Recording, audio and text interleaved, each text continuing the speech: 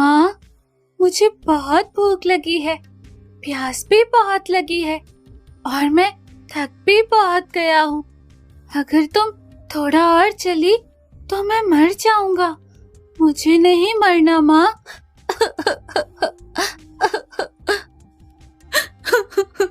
ये कहानी है गरीब रमा की, जिसने एक बकरी रखी है, छम छम बकरी, जो बहुत ही प्यारी बकरी है। रमा का पति किशन बहुत ही बेकार इंसान है, हर समय नशे में डूबा रहता है। अपने नशे पूरे करने के लिए वो किसी भी हद तक जा सकता है। घर बार, जेवर, खेत, हर चीज तो वो बेच चुका था। अपने नशों की पूर्ति के लिए उसकी बीवी रमा एक बकरी के सहारे जी रही थी, जिसे अब वो अपना सब कुछ मानती थी, मानो वो उसके जीने का सहारा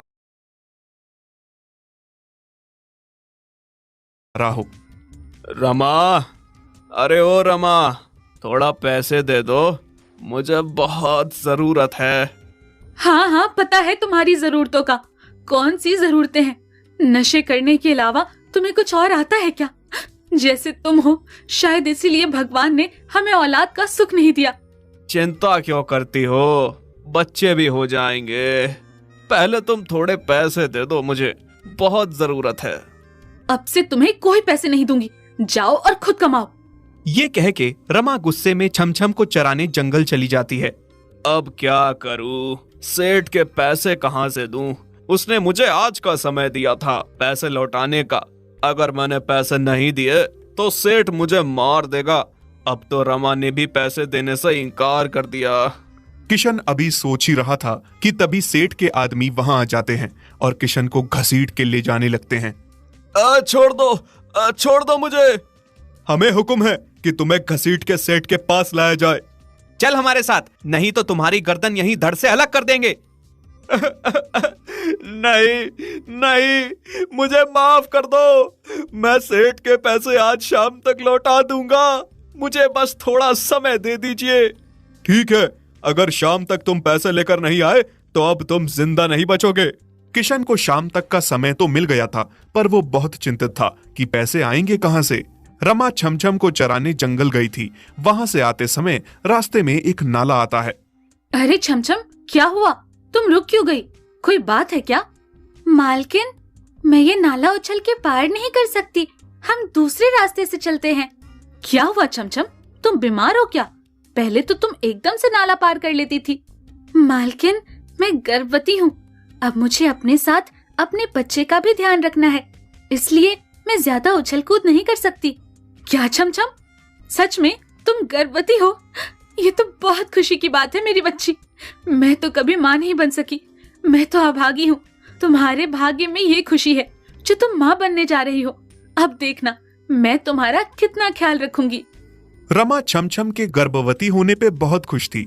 वो छमछम और उसके होने वाले बच्चे के लिए बहुत सपने देख रही थी। जैसे ही वो घर वापस आती है तो देखती है कि किशन घर के दरवाजे पे परेशान बैठा है। किशन रमा और छमछम को आता देखता है और उसकी नजर सीधी छमछम पे जाती है और वो उठ खड़ा होता है। अरे बाप रे, ये ख्याल मेरे दिमाग में पहले क्यों नहीं आया? मेरे ही घर में इतनी मोटी ताजी बकरी थी और मेरी उस पे नजर ना गई। अब यही बकरी मुझे इस परेशानी से बाहर निकालेगी, मुझे इस कर्ज से मुक्ति दिलाएगी। किशन उस सेठ के पास जाता है जिससे उसने अपने नशे के लिए कर्ज लिया था। आ गए तुम? इतनी देर लगाई तुमने पैसे लौटाने में? लाओ जल्दी मुझे मेरे पैसे दे दो। सेठ जी, पैसे तो मैं नहीं लाया, मेरे पास पैसे नहीं हैं, पर है मेरे घर में एक बकरी हट्टी कट्टी, और अब तो वो गर्भवती भी हो गई है। मैं पैसे के बदले उसे आपको लाके दे सकता हूँ, जिससे आपको डबल मुनाफा होगा। एक तो बकरी का, दूसरा कुछ समय बाद उसके बच्चे का। ठीक है, ले आओ तुम बकरी। शुक्र है, सेठ बकरी लेने के लिए मान गया। अब बस किसी तरह से रमा को बेवकूफ बना के घर से बकरी को निकालना होगा। अगली सुबह जैसे ही रमा छमछम को चराने जा रही होती है कि तभी किशन उसे कहता है, अरे रमा, आज तुम रहने दो, मैं बकरी को चराने ले जाता हूँ। हैं? आज सूरज कैसे उल्टी तरफ से निकल पड़ा? रमा, मैंने सोच लिया है, अब से मैं कोई नशा नहीं करूंगा। नशे में रखा ही क्या है, अब से मैं भी घर के काम काज करूंगा, हर काम में तुम्हारा हाथ बटाऊंगा। मुझे यकीन है मैं सुधर गया हूँ। अगर ऐसा है तो बहुत अच्छी बात है, मुझे बहुत खुशी है इस बात की कि तुम सुधर गए हो। किशन रमा से झूठ बोल के छमछम को ले जाता है और छमछम को चराने नहीं बल्कि सेठ के पास लाता है। ये किशन मुझे कहाँ लाया है? जरूर ये मुझे बेचने लाया है। अब मालकिन को कैसे पता चलेगा कि ये मक्कार मुझे यहाँ लाया है? सेठ जी, अब तो मैं कर्ज से मुक्त हूं ना, अब मैं जा सकता हूं ना? हाँ, निकलो अब तुम यहाँ से और दोबारा अपनी शक्ल मत दिखाना। किशन अपने आप में खुश था कि अब वो कर्ज से मुक्त है। जब रमा शाम को उसे खाली हाथ पाती है तो वो देखती है छमछम उसके साथ नहीं है तो बहुत रोती है। झूठे मक्कार इंसान, मुझे बदलने का झांसा देके छमछम को यहाँ से ले गया। कहाँ है मेरी बच्ची छमछम? मुझे पता है, जरूर तूने उसे अपने नशे के कर्ज खत्म करने के लिए किसी को दे दिया है। अरे कैसी पत्नी हो तुम? पत्नियां अपने पति के लिए कुछ भी कर गुजरती हैं। तुम एक बकरी नहीं दे सकती? बेच दिया तो क्या हो गया? मुसीबत के समय घर की चीज ही काम आती है, तो यह बकरी मेरे काम आ गई। कितने बुरे इंसान हो तुम, कितने स्वार्थी हो। अपने स्वार्थ के लिए कल मुझे भी बेच सकते हो। छमछम में मेरी जान बसती है, मैं तुम्हें छोड़ सकती हूँ पर उसे नहीं। रमा जैसे तैसे छमछम का पता लगाती है और सेठ के पास जाके बहुत सारी मिन्नत करती है, उसे वापस ले आती है। सेठ सिपाही भिजवा के किशन को बुलवाता है। देख किशन, तुम्हारी पत्नी वो बकरी तो ले गई, अब मुझे मेरे पैसे जैसे मर्जी वैसे चाहिए। मैं तुम्हें 1 दिन का समय देता हूँ, मुझे मेरे पैसे चाहिए। और याद रहे, ये तुम्हारा आखिरी मौका है। अब मुझे पैसे नहीं मिले तो तुम्हें मैं पुलिस के हवाले करवाऊंगा। ये सब सुन के किशन बहुत घबरा जाता है। नहीं नहीं नहीं, मुझे जेल नहीं जाना। ये सब तुम्हारी वजह से हुआ है रमा। ना तुम बकरी वापस लाती और ना सेठ मुझे पुलिस के हवाले करवाने की बात करता। अब मुझे कोई फर्क नहीं पड़ता, तुम्हें पुलिस ले जाए या कोई मार डाले। मैं अपनी छमछम और उसके बच्चे के साथ खुशी खुशी रह लूंगी। किशन बहुत चिंतित था कि वो पैसे कहाँ से लाए। उसके पास बस एक ही दिन था। ये बकरी ही मुझे यहाँ से बाहर निकालेगी। रात होते ही जैसे ही रमा सो जाएगी, इस बकरी को शहर ले जाकर कसाई को बेच दूंगा और जो पैसे आएंगे सेठ को देके अपनी जान बचा लूंगा। रात को जैसे ही रमा सो जाती है, किशन चुपके से छमछम के निवास में जाके उसको कसाई को बेचने के लिए ले जाने लगता है।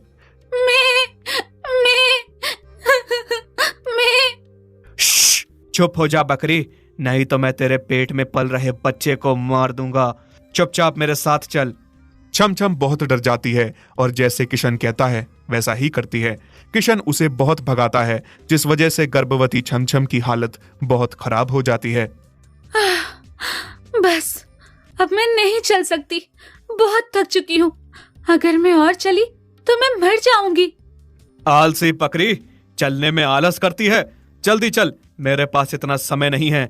मुझे तुम्हें कसाई को सौंप के पैसे लेकर सेठ को देने हैं। चल जल्दी। किशन शाम से लेकर सुबह तक बकरी को चला चला कर थका देता है। सुबह जब रमा उठती है और छमछम को नहीं पाती तो बहुत परेशान हो जाती है। किसी तरह उसे किशन के इरादों का पता चलता है तो वो सेठ का सहारा लेकर किशन को खोजती हुई आती है।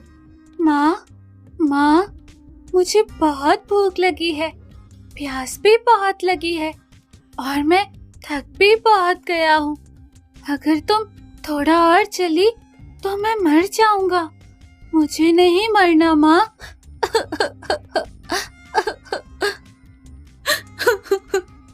रहम करो, इतने बेरहम ना बनो।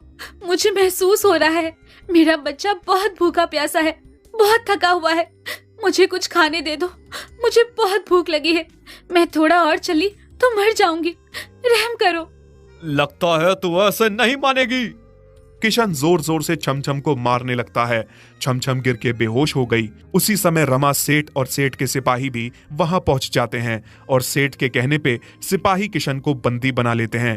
छमछम उठो, छमछम मैं आ गई हूँ, अब तुम्हें कुछ नहीं होगा। क्रूर इंसान, तू अपने मतलब के लिए किसी भी हद से गुजर सकता है, किसी मासूम बेजुबान जानवर तक की भी बलि दे सकता है। तेरे जैसा इंसान इस समाज में रहने लायक नहीं है। सेठ जी, इस आदमी को कड़ी सी कड़ी सजा मिलनी चाहिए। मुझे इसकी कोई जरूरत नहीं है, इससे मेरी आंखों से दूर करिए। सेठ किशन को पुलिस के हवाले करवा देता है। रमा छमछम को घर ले जाती है, उसकी देखभाल करती है, जिससे छमछम और उसका बच्चा बिल्कुल स्वस्थ हो जाते हैं। रमा छमछम और उसके बच्चे के साथ खुश रहती है। नंदू के घर में एक काले रंग की बकरी है जिसका नाम मही है। उसके 2 छोटे छोटे बच्चे थे जो बड़े ही चुलबुले थे। नंदू की बेटी उन बच्चों के साथ खूब मस्ती करती थी, पर नंदू बहुत ही गरीब था। उसके पास इतने पैसे नहीं होते कि वो अपने परिवार को अच्छा खाना पीना खिला सके। रूखा सूखा ही सही, पर अपने परिवार को एक समय का खाना खिला ही लेता था वो। इस बात से उसकी पत्नी उससे हमेशा चिड़ी रहती थी कि वो उन्हें अच्छा खाना नहीं खिला पाता। अरे क्या तुम हमेशा इस बकरी और इसके मेमने पे अपना समय बर्बाद करते फिरते हो? हमेशा इसकी सेवा में लगे रहते हो। इतनी सेवा कभी तुमने अपने परिवार की नहीं की। बस अब बहुत हो गई। इनकी खातिरदारी छोड़ो और जाकर कुछ अच्छा सा काम धंधा कर लो, जिससे घर में धन आए और हम भी लोगों की तरह कुछ अच्छा अच्छा खा सके। ना जाने तुम्हें क्या दिक्कत है इन बेजुबान जानवरों से। तुम कुछ भी कह लो, मैं इनकी सेवा करना नहीं छोड़ सकता। अगर हम जानवरों की सेवा करेंगे ना तो इससे हमें बहुत सुख प्राप्त होगा। और रही अच्छे अच्छे खाने की बात, तो जितना मैं कर पाता हूँ उतना ही खिला देता हूँ। और भाग्यवान, तुम चिंता ना करो, धीरे धीरे सब ठीक हो जाएगा। हमारा भी समय बदलेगा। नंदू और उसकी बेटी को मही और उसके बच्चों से बहुत प्यार था, पर उसकी बीवी को मही एक आंख भी नहीं सुहाती थी। फिर एक दिन की बात है, नंदू की बीवी खेत जा रही थी कि तभी उसे पड़ोसी के घर से खाने की अच्छी अच्छी खुशबू आने लगी और वो रुक के खुशबू लेने लगती है। आहा, पड़ोसी के घर से कितनी अच्छी खुशबू आ रही है खाने की। कैसी किस्मत पाई है मैंने। कभी भी अच्छा खाना नहीं मिला खाने को। भगवान ऐसा निकम्मा पति किसी को भी ना दे जो अपनी बीवी को अच्छा खाना भी ना खिला पाए। ऐसा करती हूँ, थोड़ी देर यहीं रुक के खुशबू सूंघ लेती हूँ। नंदू की पत्नी वहीं बैठ के खाने की खुशबू लेने लगती है। तभी अमीर पड़ोसी बाहर आता है और उस पे खूब चिल्लाता है, तुम क्या मेरे घर की ताकाझाकी कर रही हो? चोरी करने का तो नहीं सोच रही हो ना? नहीं नहीं, मैं चोर नहीं हूँ। चलो चलो निकलो यहाँ से। पड़ोसी नंदू की बीवी को वहां से निकाल देता है। फिर कुछ ही दिन बाद उस पड़ोसी की बीवी बहुत बीमार हो जाती है। वो अपनी पत्नी को बड़े तांत्रिक के पास ले जाता है और झाड़ फूक करवाता है, पर उसकी पत्नी सही नहीं होती। तभी एक तांत्रिक सेठ को बताता है कि उसकी पत्नी तभी ठीक हो सकती है जब वो एक बहुत बड़ी पूजा कराएगा जिसमें एक काली बकरी की बलि लगेगी। जल्दी से जल्दी वो काली बकरी का इंतजाम करे। काली बकरी तो गांव में बस नंदू के पास ही थी। सेठ नंदू के पास आता है। क्या मैं अंदर आ सकता हूँ? हाँ हाँ सेठ जी, आ जाइए। पर आज हम गरीबों के घर में कैसे आना हुआ? आप तो हम जैसे लोगों की तरफ देखना भी पसंद नहीं करते। वो नंदू, मेरी बीवी बहुत बीमार है। तांत्रिक बाबा ने कहा है कि मेरी बीवी तभी ठीक होगी जब काली बकरी की बलि लगेगी, और मेरी नजर में तो सिर्फ तुम्हारे पास ही काली बकरी है। मैं तुम्हारे आगे हाथ जोड़ता हूँ, मेरी मदद करो। मैं तुम्हें खूब सारे पैसे दूंगा, पर वो बकरी मुझे दे दो। नहीं बाबा, हम अपनी मही को किसी को नहीं देंगे। मैं मही के बिना नहीं रह सकती। हाँ मेरी बेटी, हम मही को किसी को भी नहीं दे रहे, तुम घबराओ मत। देखिए सेठ जी, हम गरीब सही, लेकिन पैसे के लालच में ऐसे व्यापार नहीं करते। आप चाहे मुझे जितने पैसे दे दें, मैं बकरी नहीं बेचूंगा। नंदू सेठ को बकरी देने से इनकार कर देता है और सेठ को उल्टे पांव वहां से लौटना पड़ता है। लेकिन इस बात से नंदू की बीवी नंदू पे बहुत गुस्सा करती है। ये तुमने क्या किया? सेठ को बकरी देने से इनकार क्यों किया? सेठ हमें इतने पैसे दे रहा था कि हम आराम से घर बैठ के अच्छा अच्छा खाते। वैसे भी तुम किसी काबिल नहीं हो, बीवी को कुछ उसकी पसंद का खिला पाओ। कैसी औरत हो तुम? मैं जानता हूँ तुम्हें मही से दिक्कत है, पर एक औरत होके तुम ये बात नहीं समझ रही हो कि उसके 2 बच्चे हैं जो उसका दूध पीते हैं। तुम चाहती हो मैं दूध पीते बच्चों को उनकी माँ से अलग करके बलि चढ़ाने के लिए दे दूं? ऐसा कभी नहीं होगा, पागल औरत। ये बात नंदू की पत्नी भूल नहीं पाती। उसे अच्छा अच्छा खाना था, खाने की बहुत भूखी थी और इतने सारे पैसों का लालच भी था कि बकरी बेच के सेठ खूब पैसे देगा। एक दिन नंदू किसी काम से बाहर जाता है। तभी नंदू की बीवी सेठ के घर जाती है। प्रणाम सेठ जी।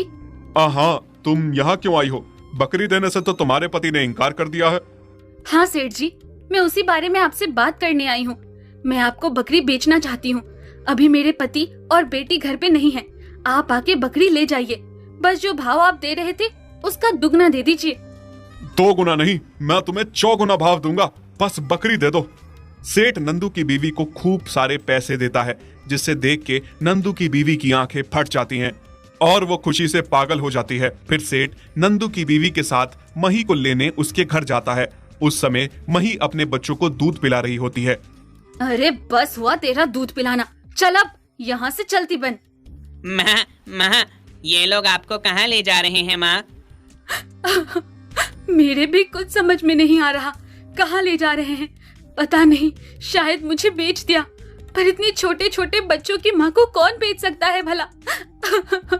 ना जाने मालिक भी कहाँ रह गए, वरना वो मुझको कभी बेचने नहीं देते। नंदू की बीवी मही की रस्सी खोल के मही को सेठ को सौंप देती है। मही और उसके बच्चे रोते रहते हैं। माँ, हमें छोड़ के ना जाओ। मेरे बच्चों।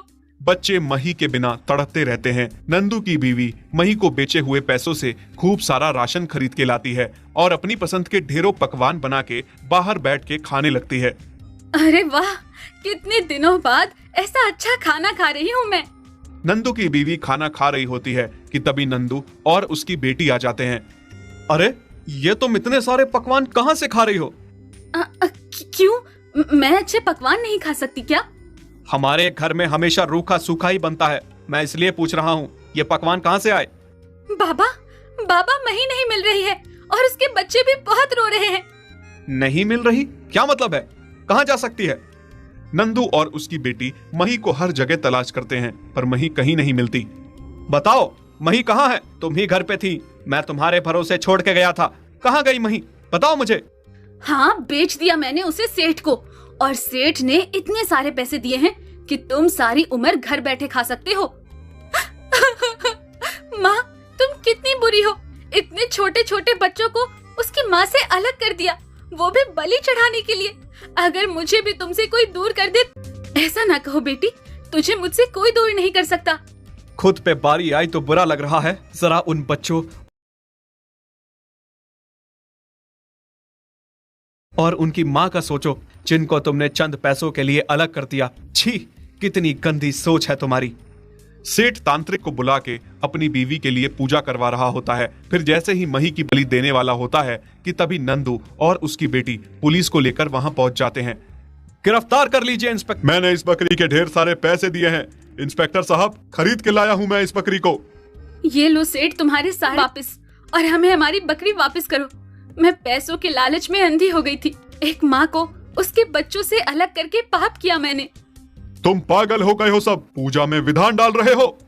आप अंधविश्वासी ना बनिए। आपकी पत्नी किसी बलि से ठीक नहीं होगी। आपकी पत्नी को मिर्गी की बीमारी है, इसका इलाज सिर्फ और सिर्फ डॉक्टर ही कर सकते हैं। हाँ सेठ, इस बीमारी का इलाज बस डॉक्टर ही कर सकते हैं। तुम कितनी भी बलियां लगा लो, तुम्हारी पत्नी कभी ठीक नहीं हो सकती। सेठ, तुम्हारी पत्नी कैसे ठीक होगी जब तुम दूध पीने वाले बच्चों से उनकी माँ को छीन के उसकी बलि लगाओगे? अंधविश्वास से बाहर निकलो और अच्छे से डॉक्टर से अपनी बीवी का इलाज करवाओ। सबकी बात का सेठ पर असर होता है और वो बहुत शर्मिंदा होता है। कितना गलत करने जा रहा था मैं आज। अगर आप लोगों ने सही समय पर आकर मुझे नहीं रोका होता तो मेरे हाथों से कितना बड़ा पाप हो जाता। अंधविश्वास में डूब गया था मैं, कोई सही राह दिखाने वाला नहीं था। अब मुझे समझ में आ गया है कि मुझे अपनी पत्नी का इलाज कैसे करवाना है। ये लीजिए, आप इस बकरी को इसके बच्चों के पास ले जाइए। नंदू मही को घर ले आता है और बच्चे अपनी माँ को देख के बहुत खुश हो जाते हैं। इसके बाद नंदू की बीवी भी सुधर जाती है और फिर नंदू और उसकी बेटी की तरह मही और उसके बच्चों की खूब सेवा करती है।